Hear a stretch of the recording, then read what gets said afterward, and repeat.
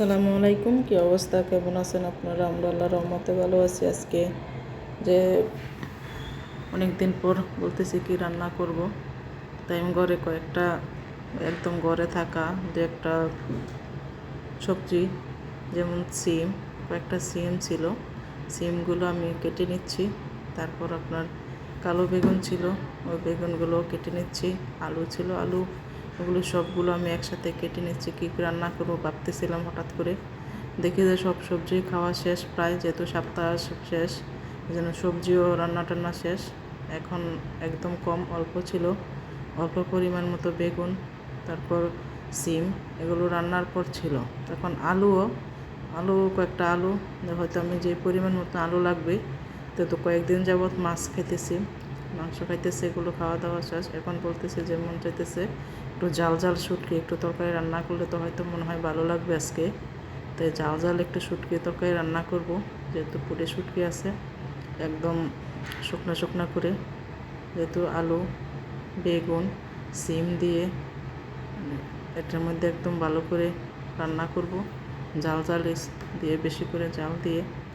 তো এখন এগুলো সব কিছু কেটে নিয়ে আমি ভালো করে ধুয়ে নেব। ধুয়ে নেওয়ার পর আমি আলুগুলো একদম খোসা সহকারে কেটে নিয়ে চাই, দেখেন সবজিগুলো কেটে নিয়ে এখন আমি পরিষ্কার করে ভালো করে 3-4টা বার ধুয়ে ভালো করে নেব, যাতে করে পানিগুলো থেকে একদম কষ বেরিয়ে আসে।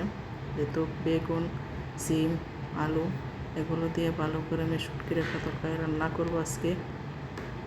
তাই ভাবতেছি এগুলো কী করবো। তারপর সবগুলো মশলা টশলা দিয়ে কষিয়ে নিচ্ছি। এটার মধ্যে শুটকিও দিয়ে দিছি, যেহেতু মরিচ হলুদ মরিচ হলুদ, তারপর দিয়ে দিচ্ছি রসুন বাটা, পেঁয়াজ বাটা, এগুলো দিয়ে কষিয়ে দিয়েছি শুটকি দিয়ে। বসানোর পরে আমি এখন দেখি, তারপরে এখন সবজিগুলো দিয়ে দিচ্ছি, যেহেতু প্রথমে আলু দিয়ে দিতে হবে, তাই আলু আর সিম, বেগুন সবই দিয়ে দিচ্ছি। এখন যেহেতু তরকারি সিদ্ধ হয়ে যাবে, আমি আস্তে আস্তে চুলার জালটা কমিয়ে দিয়েছি।